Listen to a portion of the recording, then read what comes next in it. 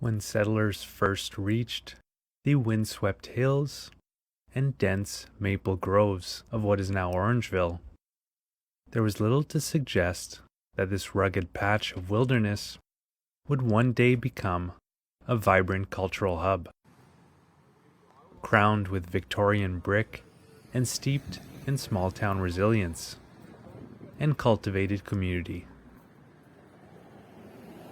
Its story begins not with oranges, as some jokingly ask, but with a Scotsman, a mill, and the inexorable pull of possibility.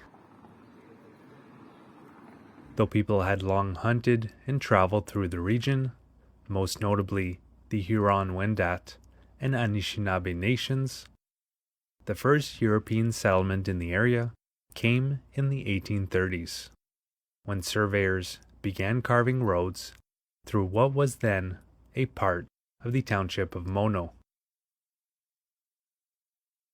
One of the earliest and most enterprising settlers was Orange Lawrence, a millwright from Connecticut who moved north from Brampton in the 1840s.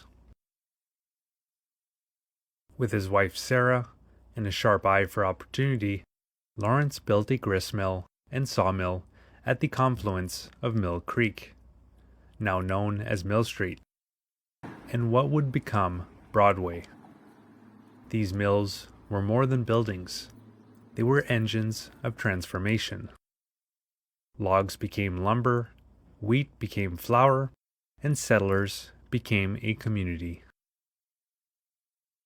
Lawrence donated land for the construction of churches and public buildings, and when the town was officially incorporated in 1863, it took his name, Orangeville. His generosity helped lay the moral and literal foundations of the town. He didn't live to see it flourish. He died just 2 years after its incorporation.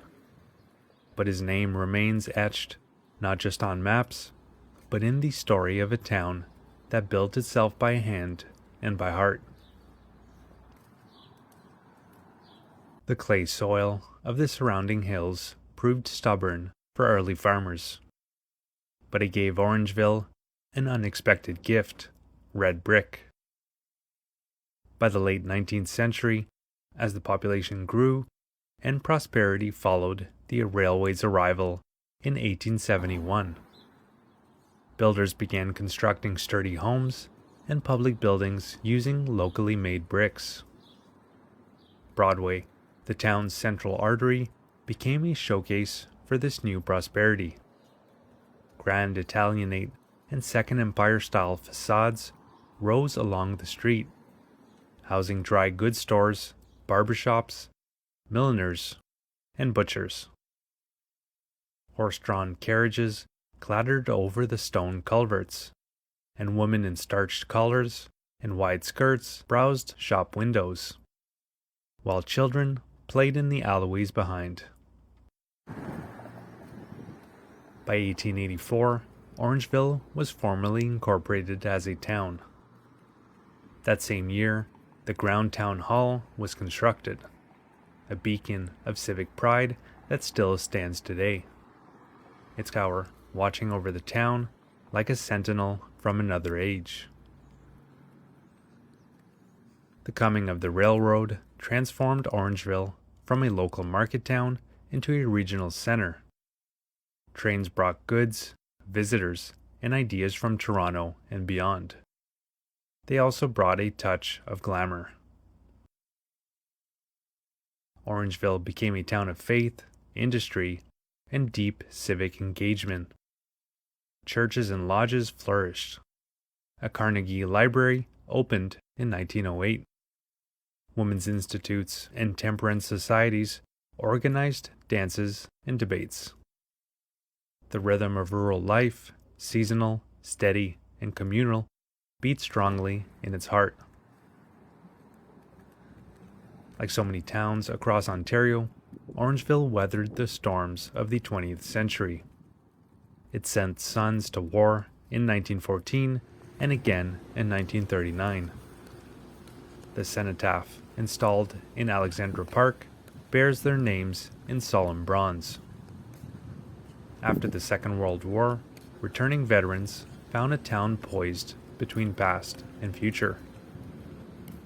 Agriculture still dominates the surrounding lands, but the seeds of suburbanization had been sown.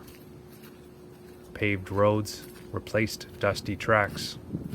Subdivisions crept outward from the old town core. And by the 1970s, Orangeville had evolved into a commuter town for the ever-sprawling city of Toronto. It was in the early 2000s that Orangeville made a quiet, brilliant decision. It began turning its trees into sculptures. Instead of removing aging or storm-damaged trees from public spaces, the town hired artists to transform them into works of art. These tree sculptures, scattered across parks, sidewalks, and street corners, depict local characters, animals, and scenes from everyday life. A firefighter, a fiddler, a horse-drawn sleigh.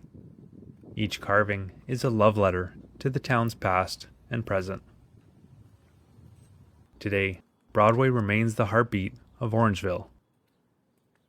Though cars have replaced carriages, the street retains its charm and human scale. Cafes spill onto sidewalks, bookstores and boutiques nestled beside bakeries and bistros. The Opera House, housed in the Old Town Hall, stages plays and concerts year-round. It's not hard to imagine Orange Lawrence himself walking these streets, nodding at the transformation with quiet satisfaction. Orangeville is no longer the rough settlement it once was, nor the isolated market town of a century ago. It's connected, sophisticated, and evolving. But it's also anchored by its red bricks, its tree sculptures, its broad street, and quiet pride. Towns like Orangeville remind us that growth and memory are not at odds, that you can welcome newcomers without forgetting old names, that you can plant new trees while still honoring the stumps. Here, history is not a thing to be visited, it's lived. I hope you've enjoyed this video. This channel has a lot more videos of cool places in Ontario that you can all find in the playlist that is linked in the description below this video. You can also find on this channel's playlists videos of all the different countries throughout North America, Central America, South America, Southeast Africa, and Central and Eastern Europe.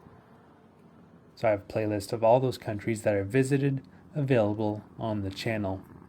And if you'd like to follow my continuing adventures, you can click on the red subscribe button and click on the bell to be notified when new videos come out. Alright, so I hope you enjoyed. Have a good one.